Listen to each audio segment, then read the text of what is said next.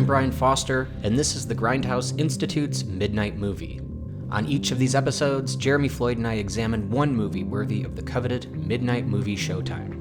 We're happy you could join us for today's chat on The Omega Man. The Grindhouse team is no stranger to remakes, sequels, and requels, and on today's deep dive, we'll be taking a look at the second attempt at a film adaptation of Richard Matheson's 1954 novel, I Am Legend. Dr. Robert Neville, the only known human survivor of apocalyptic germ warfare, defends his home from the likes of the Family, a nocturnal species of pale-faced, technology-hating cultists. Along the way, Neville will meet with other survivors in hopes of finding the ultimate cure for this strange affliction. But what if the Family doesn't want to be cured? Charlton Heston and Rosalind Cash fight for their lives against the ghoulish Anthony Zerbe in 1971's The Omega Man. Thank you for listening to the Grindhouse Institute's Midnight Movie. Please enjoy.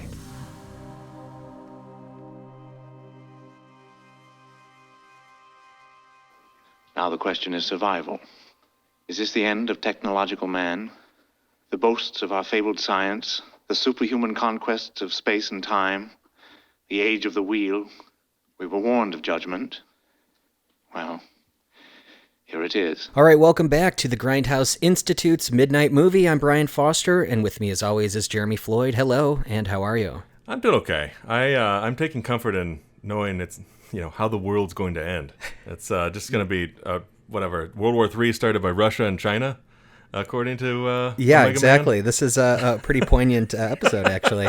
It's weird how a movie from 1971 still has some sort of resonance. Well, because nothing's changed, right? I think that's what we're learning. Yeah, exactly. We've been frozen in time ever since. But I believe at that time, wasn't it China versus Russia or the Soviets and Right. border controls and things of that nature? Well, but then the U.S. gets involved, according Sure. to one of the news anchors who was recapping how everything came to a screeching halt. Isn't that ended up being Matthias as well? Okay. I thought so.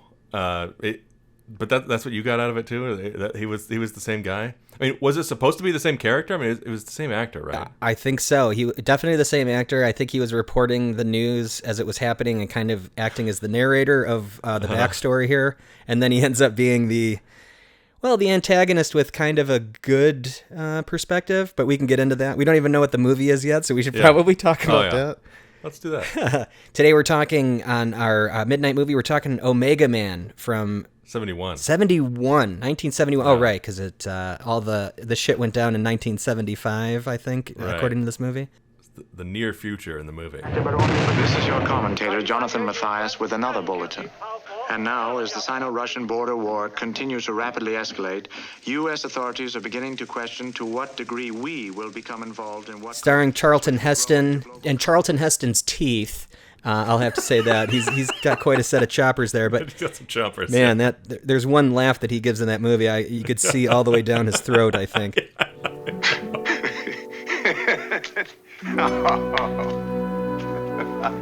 Interesting movie. We talked about The Last Man on Earth on this show already when we were doing our zombie double feature. That was one of them, and from what I gathered, that's more of an accurate retelling of the book.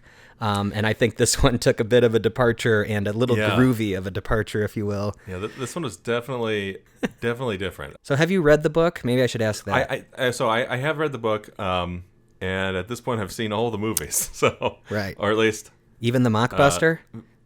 I've only seen I've seen the Vincent Price one, Charlton Heston one, and the Will Smith one. Yeah, I think there's a fourth one. It's like The Last Omega Man on Earth. And it's got a weird name. That's funny. Yeah. It's okay. I haven't seen that one, but we'll have to round off my my education soon. Mm-hmm.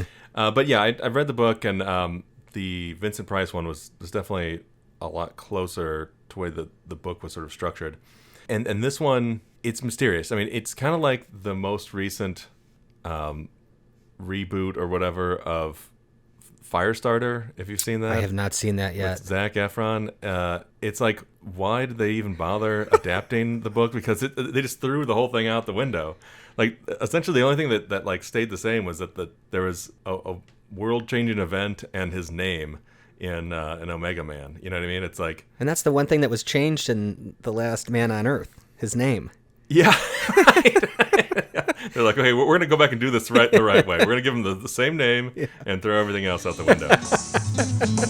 No, they sure don't make pictures like that anymore. But it's pretty wild because, like, this is what, like 2 years after Planet of the Apes. Before Soylent Green? It was before Soylent Green, though. This is Soylent kind of Green the Charlton Heston Apocalypse trilogy here. Yeah.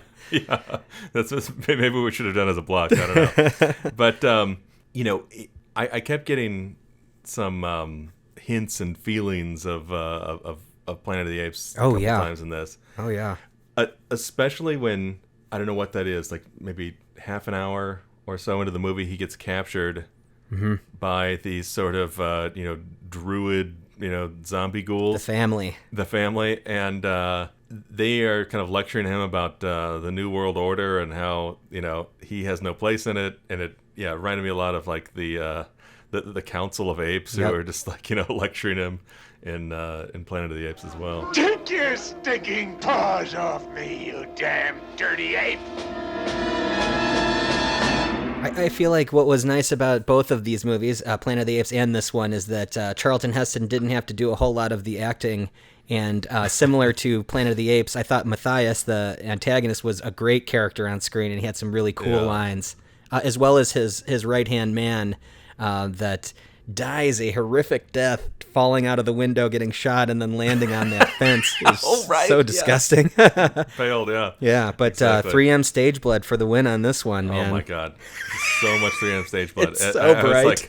I was thinking of you the whole time. Every time I saw like them splatter the walls with 3M stage blood, it looked like a paintball war. When he first gets to his garage and fucks these guys up. Yeah, exactly. It's exactly what it felt like, a paintball war.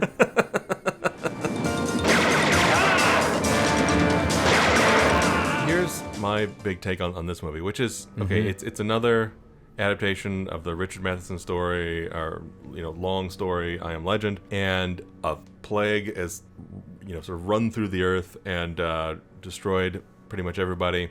It seems as though Charlton Heston is the only one left. Kind of in line with the Stand. It's kind of similar to The Stand, although in The Stand, the plague doesn't change anybody to turn them into zombies or something. Right. And I think we'll get into the monster of this one, how it was a little different than the last one, and obviously the book. But essentially turns them into some sort of, monsters. They create their own new society, and he's the outcast. And they kind of established that part, which is the sort of resolution of the first movie and the book. But they sort of established that at maybe the half-hour mark. And then, it's like, the whole thing is completely different than The Last Man on Earth or the book I Am Legend.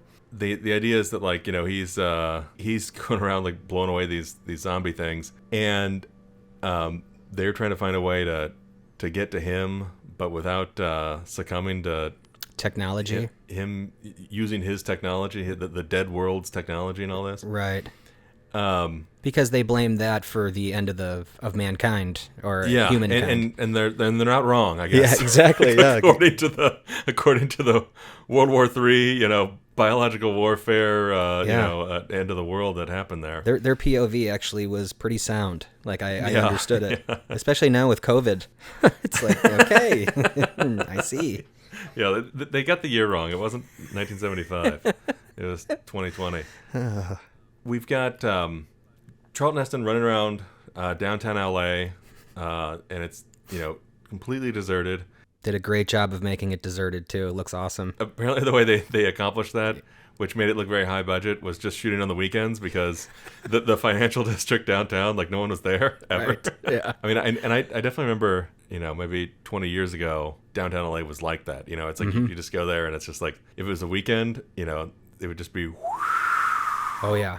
Just nothing happening. Yeah. But I guess that's changed since then. But anyway, he runs around doing all this stuff, projecting movies himself and living downtown, and no one's gonna drag him out of his house. He's gonna stay there. And that's where I lived before. That's where I'm gonna live again. Well, that's where I live. It's where I used to live. It's where I'm gonna live, and not Matthias, nor his family, nor any other son of a bitch is gonna make me leave. Charlton Heston is one of these funny actors who, like a lot of sort of stars, they end up just sort of playing themselves over and over again. And it's like, it's the Charlton Heston persona. And it's like, he has these tight jawed ways of speaking sometimes. And it's, and he also has these like funny punctuations. It reminds me a little of how everyone does impressions of William Shatner, but it's like, it's just kind of the same thing, but with so far Charlton Heston. Yeah. Exactly. What really struck me watching this was, aside from sort of the differences between The Last Man on Earth and this one and as an adaptation, which was, when was The Last Man on Earth? That was 1964. Okay. So it wasn't quite as long as I thought it was in between the two adaptations. And it's wild how they did it so differently as a reboot, right? It's like... Right. To me, it seemed like, okay, they're going to do it in America this time, and they'll have sync sound, it'll be in color, they'll have, some more money behind it and whatever. And then they totally had all those things. Yeah, I was going to say they did. Yeah, but they just totally jettisoned the story. Oh, boxes checked on the fundamentals there. They got all those right. It's just once you started getting into the creative, things started getting strange. Yeah. Well, sticking with the production value idea for a second, it's pretty wild because, again, all the sort of downtown on location shooting that they did, made the movie look really expensive and looked really awesome. And then, a lot of the sort of sets and the backlot stuff made it look like a Hammer horror film. It kind of looked like they were just cranking them out on a shoestring and reusing the sets over and over again type of thing. And especially his apartment. It didn't have that sort of specificity and whatever you'd want from a set. Yeah. But it is funny because I don't think in the first movie, and correct me if I'm wrong, and definitely not in the book, but in this one he starts doing the thing where he's going shopping and kind of talking to the mannequins a little bit. And I know they do a big thing of that in the Will Smith version, which is probably the best part of that movie, actually. Not when he's reciting Shrek? is him trying to I don't know what, connect with something that sort of looks human. And it's just this heartbreaking moment. But it's funny because it seems like the Will Smith version was just sort of building on something that came out of this version versus something that was in the book called I Am Legend, Oh, that's great. Man, it's good to be free. Now, why don't you go celebrate your freedom with your own friends? I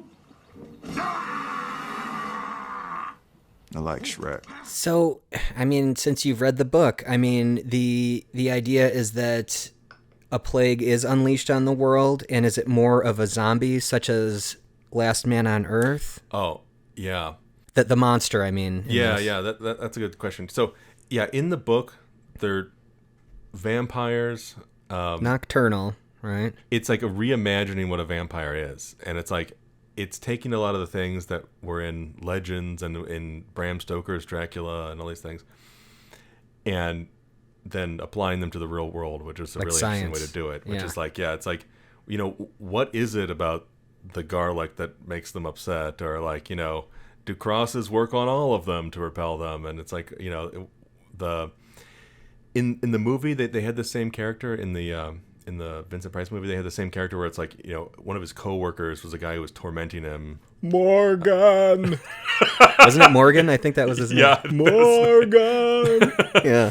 And scary, man. In the book, that guy was Jewish, and so it was the cross didn't have an effect on him because it was sort of an internalized based thing on their faith. Based on their faith, and Cool. Coming out of legends and hearsay of medieval Europe and maybe it would have to be past that, but anyway, a time where in a place where Christianity was so sort of well soaked into the fabric of the culture. The crosses and whatever. It's anyway, so they're exploring all these things, and it was kind of vampires, but slightly off kilter of what you think. But it's that's creative. But still using a lot of the yeah, exactly, a lot of the sort of legends, but giving them a slightly different tilt. I love when anything is given a practical, grounded purpose. Even if it's garlic, there's some chemical in garlic, whatever the breakdown is, it'll mess with your blood or something. Yeah, make you bruise easily. It could be something. And he was doing all these different experiments. He was trying to extract the the chemical that makes the smell in garlic and kind of inject it into them directly, and that wasn't working. But it's something about the aroma that had this effect on them. And anyway, there's always like really interesting details that they sort of never get into in the movies that they can still, if they're going to adapt this thing a fourth or possibly fifth time, that they could still mine that source material for some great stuff. It sounds like it would make for a better series. Yeah, maybe. Although the way the book ends, it makes it feel like where does it go from here once the sort of last man is no longer around and it's this new society, and it's like, okay, I guess you could spend time in the new society. Maybe there's something interesting there, because he does actually in the book like set up some really interesting internal battles amongst the new mutants or whatever they are. I almost got killed by a friend of mine last summer. He went over without any warning.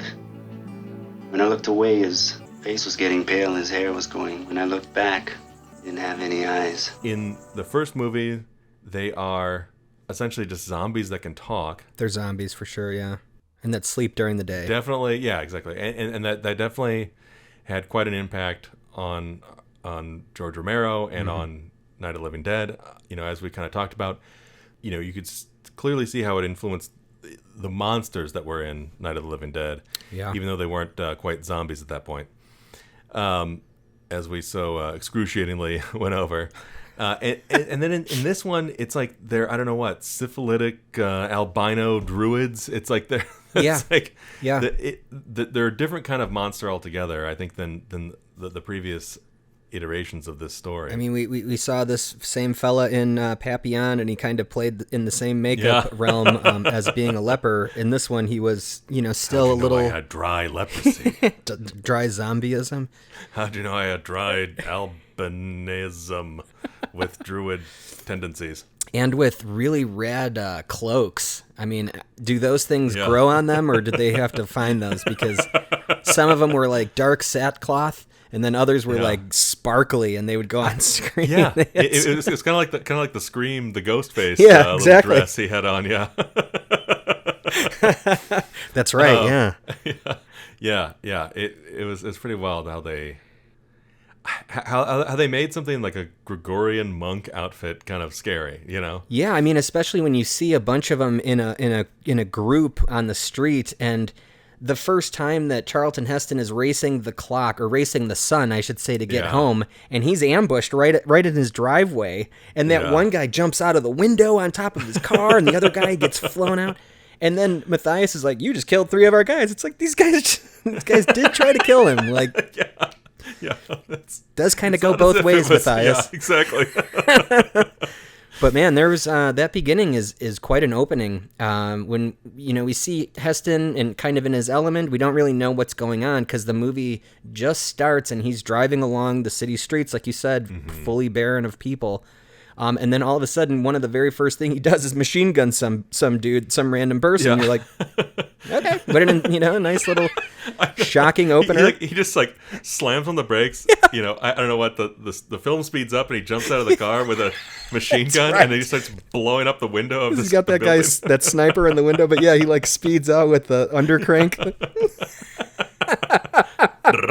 Forgot about that. That was funny. And then I don't know what, like 2 or 3 scenes later, he's like sitting at his window with this like comically large infrared scope on the top of his machine gun, and it's not like it's a sniper rifle or something where you need to be precise. He was just like lighting them up down below. I just love when he's slowly taking aim, and then all of a sudden, it's like, did you need to? You could have probably. I don't think you need to line that up. You could just kind of spray. Yeah, and they're all standing there. It's like taking out ducks in a row, man. Just right. Spray him with all that 3M stage blood. Exactly.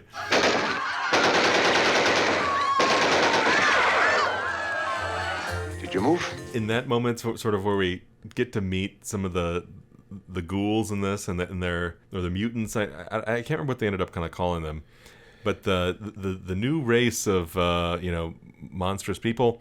They start talking about how they could go, I don't know what, raid a gun store and try to take him out that way. But that would be the old technology. Like, what they're trying to do is start over and start a new world that doesn't have this this dependence on like killing machines and whatever else. I kind of like that. I thought they gave the enemy quite a bit of personality in this one versus some of at least The Last Man on Earth and Omega Man. What was the Wilson? I Am Legend. They didn't have any personality at all in I Am Legend. Yeah, they didn't even talk in that one. They were just monsters. And so you couldn't really connect.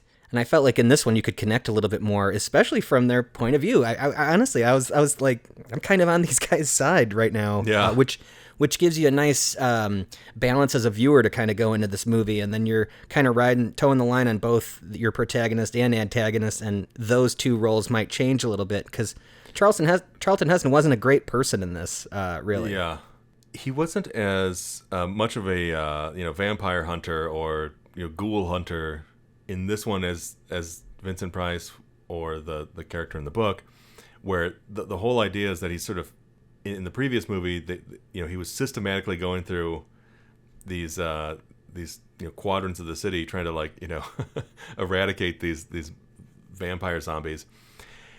And in this one, he just kind of kills the people he sees, or gets in his way, or attack him or something. But it's never shown that he's kind of going out and sort of systematically destroying them. So it doesn't seem like it would have the same motivation on the druid mutants side in this iteration to try and take him out, because it's not like he's this like scourge of their existence the way he was in the previous adaptations. Although I feel like even when he got the opportunity to cure them after curing the young boy that was afflicted with the plague as well, he had that opportunity to go, hey, I could cure the family right now.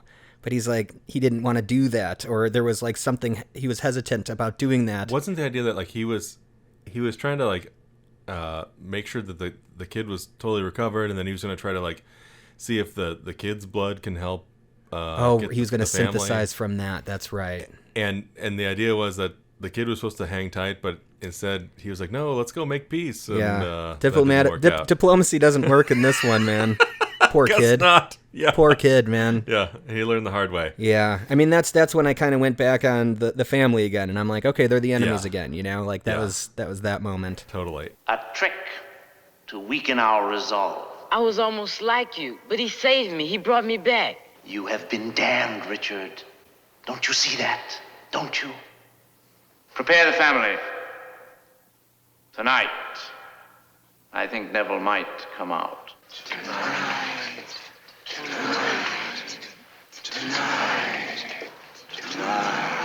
It turns out that there's another group of survivors out in like Chatsworth or somewhere up in the hills over there, and that pose like mannequins when you try to find them.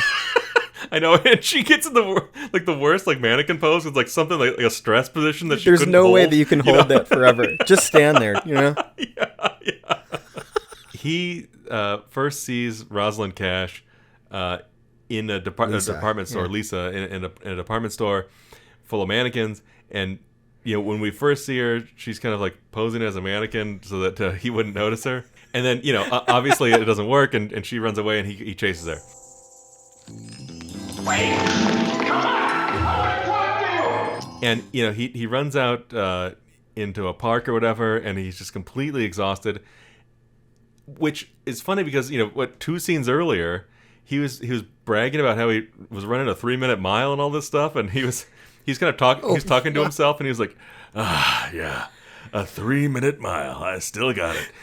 Looks like he's not even honest with himself. Yeah. He's totally out of shape. And how much were you getting since like this is like starting to be the 50-year-old, a little bit older version of Charlton Heston, like how much were you starting to get like Gordon Street? I once knew a girl. I knew a girl Gordon from Gordon Street. Hey, can't we just get a better actor? We need to get a better actor in for this. I know it's a small role. Wayne's World 2 is a gem. Totally. Can't we get a better actor? I know it's a small part, but I think we can do better than this. Gordon Street. Oh, yes. Gordon Street. I once knew a girl who lived on Gordon Street. Not a day passes I don't think of her. That's 5 blocks up, 2 over. Thank you. After he gets captured by the druids. And tried at Dodger Stadium. Yeah, tried. And then is put on like a roulette wheel and is about to be set on fire. It's like they're gonna Wicker Man him. He gets rescued by Lisa and Dutch and some of these other people. Which, by the way, so after he runs out of the department store, gets winded, goes back into the department store, changes his shirt. The first time I watched it, I thought the druids dressed him up like this, but it turns out no, he dressed himself like this and then gets captured by the druids. But what he's wearing is the puffy shirt. It's like, but I don't want to be a pirate. That one? Exactly. He didn't even have to have a low talker talk him into it. He just put it on himself. She said you agreed to wear it, and you're going to wear it on the Tonight Show. When was that?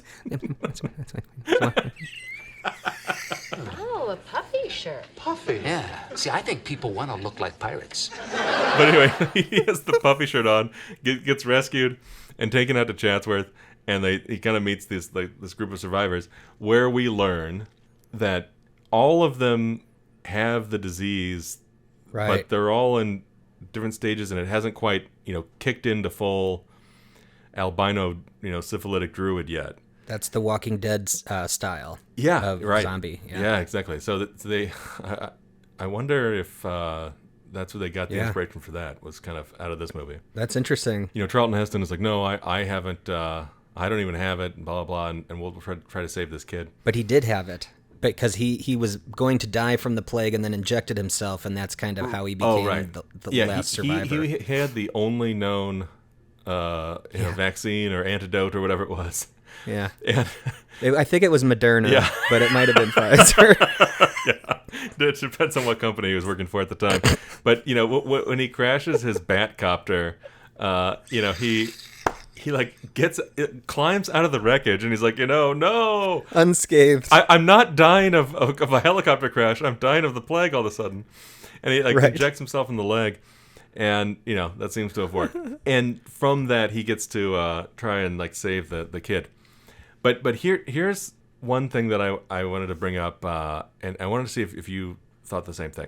And I didn't look this up, so I don't know if it's factual or not. But the first adaptation of this book, the Last Man on Earth, was a huge influence on George Romero for Night of the Living Dead, and he took several shots. He took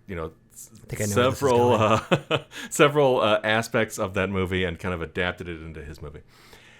And I kept getting a lot of the same vibes out of this movie and Dawn of the Dead, or in one case maybe Day of the Dead. And I feel like Romero definitely saw this movie, and it definitely had an impact on him. I mean, and the timing would line up. Absolutely. A lot of the shopping scenes felt like Dawn of the Dead. Yes. When they're looting, right? Shopping. There was that scene where Rosalind Cash, was going off and picking out a new dress or whatever, and that whole moment where she's dressing herself really felt like some of the scenes in Dawn of the Dead. When Galen Ross with the makeup and the gun, and she was playing some and totally. the little fur coat or whatever she had, and and that whole thing, the sort of makeup zombie look with the really cakey makeup, and then some of the bluish, some of the 3M cuts and syphilitic wounds or whatever. That's one makeup person having to do 40 people for a scene, come here, get it done, do it yourself. Yeah, here's a couple wounds, stick them on, glue those on. Yeah, the sense of that sort of the Chatsworth family they met out there, and how in certain ways they were sort of pretending that the world wasn't ending all around them. That that was definitely, it felt like Dawn of the Dead. Mm-hmm. They went from, in the Vincent Price movie, more of a rural setting, or maybe suburban, and Night of the Living Dead was very rural, and Omega Man was very urban. Dawn of the Dead was very urban. Yep. That helicopter ride at the beginning, that kind of reminded me of Day of the Dead, or I guess also Dawn in a way. But yeah, that is the beginning of Day. Yeah, I know what you mean. Yeah, well, because especially you start off in the city and you see this empty streets, and wherever they shot that in Day of the Dead, it just had this very similar look. Florida. Yeah. Now the first sign of trouble, I'm going up. If you ain't on board when that happens, You're likely to have a lousy afternoon. Oh, here's a big one. They didn't do this in the Vincent Price movie, but in this adaptation, they were machine gunning a lot of zombies or whatever, and then shooting the shit out of them, and they did that a lot in Dawn of the Dead. Oh, yeah. Same kind of ones, too, that spray across, and then the squibs go off one at a time on their chest. Yeah, exactly. I love that. Exactly. And it still works, though. Yeah. Like, it still looks gross and real, visceral. It's definitely visceral, yeah. I don't know about maybe real, but yeah. But then again, who knows what the kind of blood comes out of these monsters, so... There it is. Yeah. They have 3M orange blood by the time the plague has infected them. Chunky Ariabata sauce comes out of these guys. That is Frank's Red Hot. They put that shit on everything. Where I really started to like sort of sit up and pay attention to some of these similarities. Some of these other ones I kind of like ended up thinking about later on, but where it really started to strike me was like when they got to the Chatsworth compound. And the really, scrawny guy who looked like he was straight out of the Road Warrior. The mad bomber himself. And I see you got the mad scientist. Is that Dutch? Yeah, he was sitting there talking about how, they were looking at Richie, the brother of Lisa, who was sort of turning into one of the ghouls. And Dutch starts talking about how he had to kill one of his friends who turned and just instantly. Well, you've only seen the tertiary cases, Matthias and his people. We're not that far gone, but we're on the road. It's this like cabin with, sort of wood slats on the walls. And then we cut to a low shot of Richie in the bed turning. In the bed? And oh my God, does that look exactly like, what's his name in Dawn of the Dead when he's turning? Scott Reiniger, Roger. Yeah, exactly. It was that totally. Same like low shot. Like kind of up the nose. Just up the nose, exactly. Laying in bed right up against a wall. Mm-hmm. At least I could feel the wheels turning in Romero's head about like, oh, what if we combine those two things of like, the guy turning and we'll just dramatize that moment that the guy talked about from something that happened off screen. Yeah, put it in that scene. Yeah, exactly. Yeah. What's interesting is that when they talk about the backstory of killing, when Dutch mentions that, is that reminds me of Ben in Night of the Living Dead talking about the truck stop he was at prior to all that. That was some really good backstory that you could put all the pieces together in your head of that just chaotic moment that he had to go through. No, totally. When it hit, the older people either died outright or went to the third stage pretty fast. Well, blindness and light, albinism. Well, what about all of you? Why didn't you get it? I don't know. Some of the younger people have a kind of resistance. I don't know. We just pulled out. So I watched the whole movie all the way through, and then I wanted to go back and look at a moment during the helicopter scene that I thought I had misunderstood. And then I wanted to watch the Chatsworth scene again because I thought I had misunderstood something there, which I did. Which finally made the Rosalind Cash turning into a zombie for no reason make sense to me. Good. We're going to bring that point up, though, okay. right? Yeah. Yeah, okay. We'll put a pin in that. Put a pin in that. But as I was rewatching some of it in the beginning, I was like, oh, okay.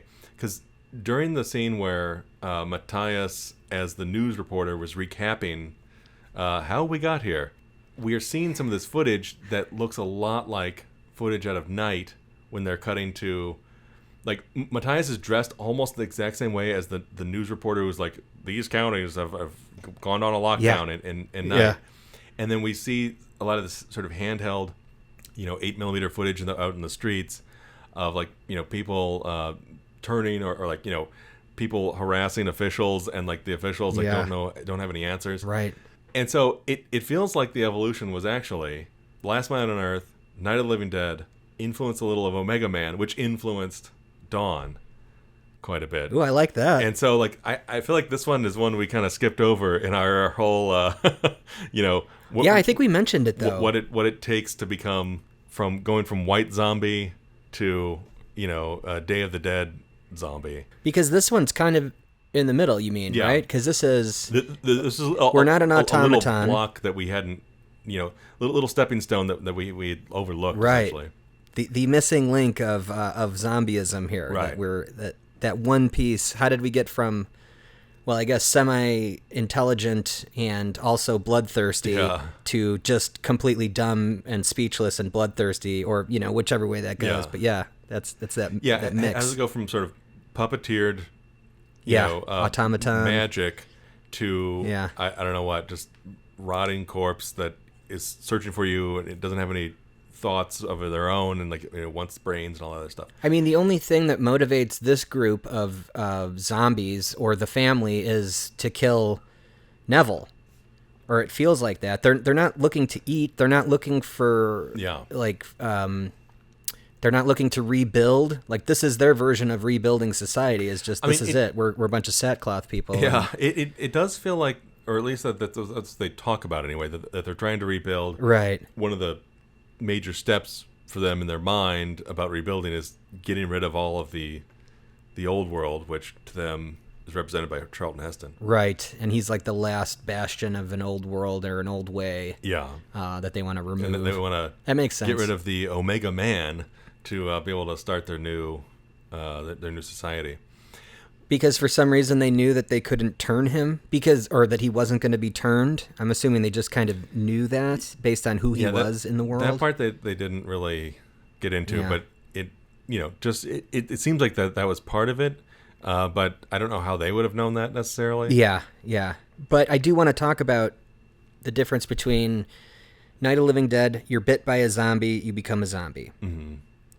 Also, there's a little ambiguity there. Where did the first zombies come from, right? Did they rise from the grave? But we won't get into that. Well, according to the news reporters, it was like some sort of satellite and something out of space. Something past the Earth that created this cosmic event. But in this one, people are already afflicted with the plague, and then slowly or quickly, they don't know, will become like the family. Yeah.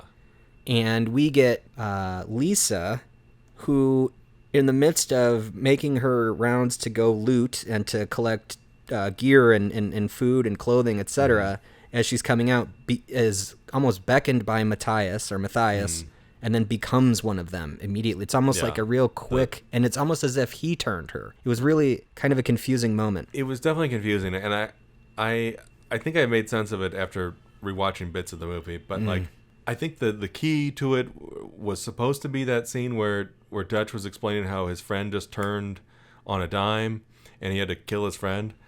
And essentially that's what happened with Lisa. Like, she was human, and then boom, all of a sudden she's a zombie or a, whatever it is, a monster. But while I was watching, I was like, wait, what? You know what I mean? It's like it doesn't feel like the rules were like embedded well enough in my head to kind of from a horror moment. I really liked it. I love the camera move around and then you have the reveal. And, exactly. Yeah, I think that that's really strong. However, narratively we kind of missed that beat. I feel like we missed a little cartilage there to what happened here. I mean, it technically is in the text. I think it's just that it wasn't sold well enough to get it with the first viewing type of thing. You had to kind of go back and really parse out what they were saying during some of the exposition scenes. You could stay like this for weeks, or it could go over 10 minutes from now. I've seen him go before. I almost got killed by a friend of mine last summer. He went over without any warning. Since all I know is Dawn of the Dead, more than any movie ever created, another one of the things that are connected, or I felt, was that once Lisa turned, the first thing she did was go back to Charlton Heston's loft, or wherever he lived.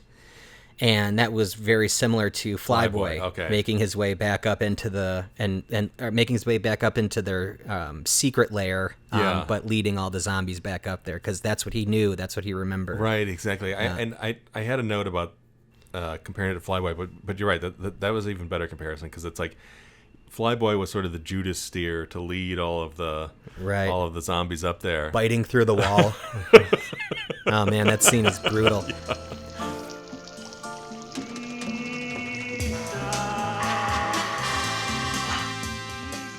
But I like this one because it was neat, because I thought his apartment set was really cool.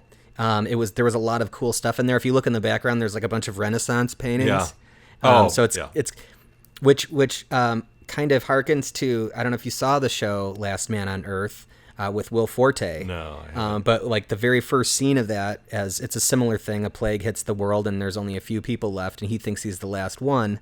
And the first scene is him going to loot like art galleries and stuff, and he's got like the Mona Lisa in his fucking apartment, you know, like, and he's got like these priceless paintings, and that kind of reminded me of that, you know, that's kind of something that you would do, right? Like, well, you can't get caught. Let's do something I wouldn't have done when the world was normal. So let's go steal some priceless paintings and put them up, you know, half-assed in my apartment. You know, just stick them down there because I wouldn't hang it anyway. Yeah, your drywall. Exactly. No anchor at all. Just let it go, and then it fell, and fuck it. Oh well, we'll leave it. But I thought those things were cool. But in his apartment at the end, it was so packed with different things in the background, you can kind of get lost. But that was when all of the family kind of showed up, and they all kind of rose up from their hiding spots, and it was really a nice scary moment there. And then Matthias is like, "Gentlemen, let's broaden our minds." And then like, Lawrence. He goes and like destroys all the paintings and all the like. Exactly. Yeah, they did the same thing. Matthias was here. Yeah, exactly. But Evan will appreciate that one because there was no dancing involved. It was pure smashing. It's not the music video that pops in out of nowhere.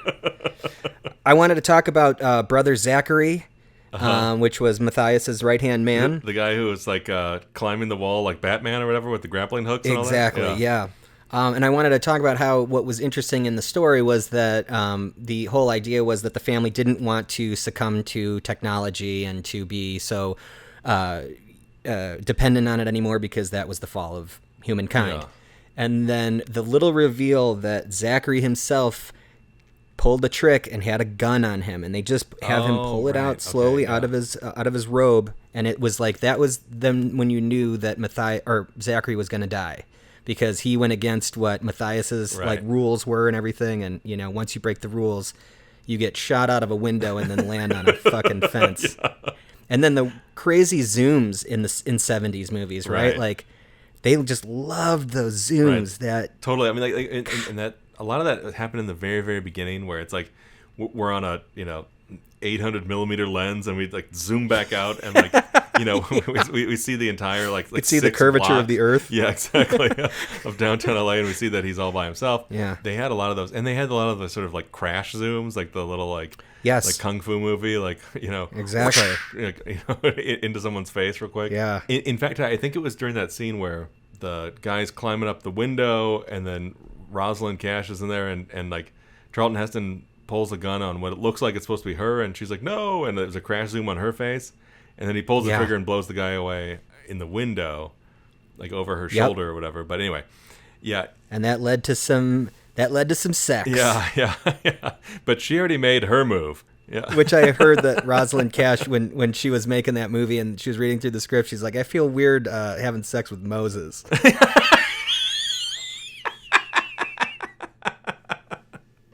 Oh my God, yeah. Your move. I just made my move. Also, just I had one little note that I didn't mention earlier, but when they first got to the Chatsworth sort of hippie compound up there, I love the reveal that like Topanga. I love the reveal that like it turns out the person who was on guard like behind the sort of 50 cal at the top of the hill was Short Round or whatever. It was just like this little kid. It was like. Yeah, like, if he pulled the trigger on that thing, it would have like knocked him across the street. Exactly. There's no way you could handle that. He was like 9 years that was like old. An anti-aircraft gun. Exactly. The guns in this movie were really fun, and I did want to bring it up. You already brought it up, but the comically large infrared scope was one of the funniest things. There were so many moments in this. I'm sure I wasn't supposed to be, but I was really chuckling at. I thought it's so funny. Yeah, and especially watching. I watched it on the Blu-ray, and. The picture's just a little too crystal clear and sharp so that when, he's in the puffy shirt and riding the motorcycle, you can totally tell it's not him. That's not him. Yeah. There are a lot of stunt doubles of Charlton Heston shots in this. He should have definitely been dual credited. Yeah, exactly. But however, there was some pretty cool like motorcycle work, like when they're going down the stairs at Dodger Stadium or whatever that was. It was like, holy shit. Like, the escape. Yeah. Awesome. Wild. I was cracking up when Charlton Heston was driving through the city, and he makes a left turn without really paying attention, and then like runs into a bunch of tanks or something, the giant trucks that are in the road, and I'm like, Those aren't new. Yeah. Those didn't just show up there. Or maybe they did. Maybe at night they sort of Oh, right. them. That's a good call. Yeah, I mean, I guess with no one else on the road, you'd probably be a little more careless about how you're driving. True. Yeah. Again, that's another scene that reminded me of Walking Dead. That's when Glenn first gets the car and starts cruising, that Ferrari out of nowhere, just in the middle of no one to get into his way. He could go as fast as he wanted. It kind of reminded me of that too. Yeah, which also I think came out of Last Man on Earth, right? Like at one point he was Vincent Price's car shopping, and he's jamming. And he's like, because it was shot in Italy, they're like, oh, do I take these domestic cars, these Ferraris, or do I take something a little more practical, like this? Body hauling hearse. Worked for the Ghostbusters. yeah. Oh, God. Everybody can relax. I found the car. Needs some suspension work and brakes, brake pads, lining, steering box, transmission, rear end. How much? Only $4,800. Maybe new rims. There's one more point. You said that this felt like a Hammer film. Apparently, this was going to be a Hammer film at one point, written by Matheson, actually himself.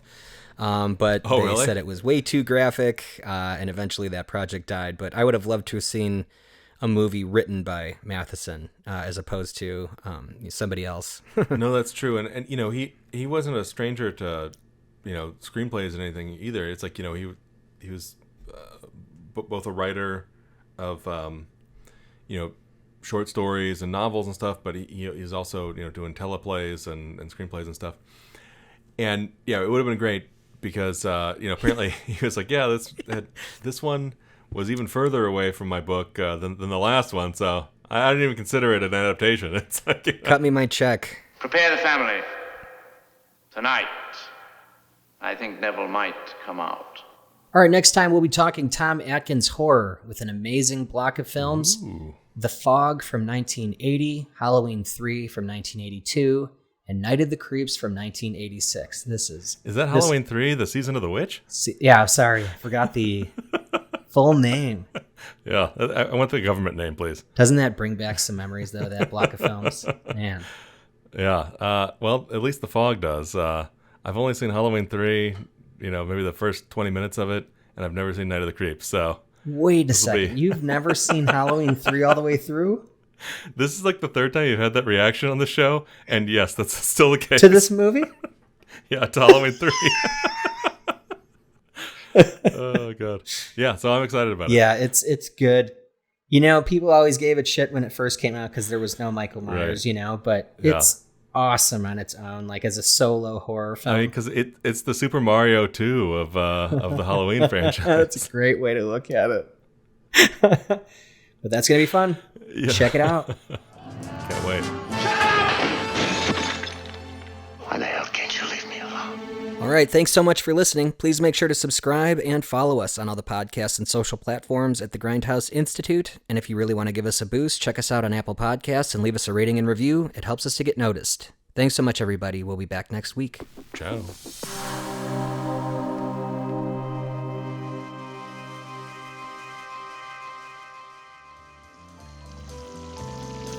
The bad dream is over, friend Neville. Now we can sleep in peace.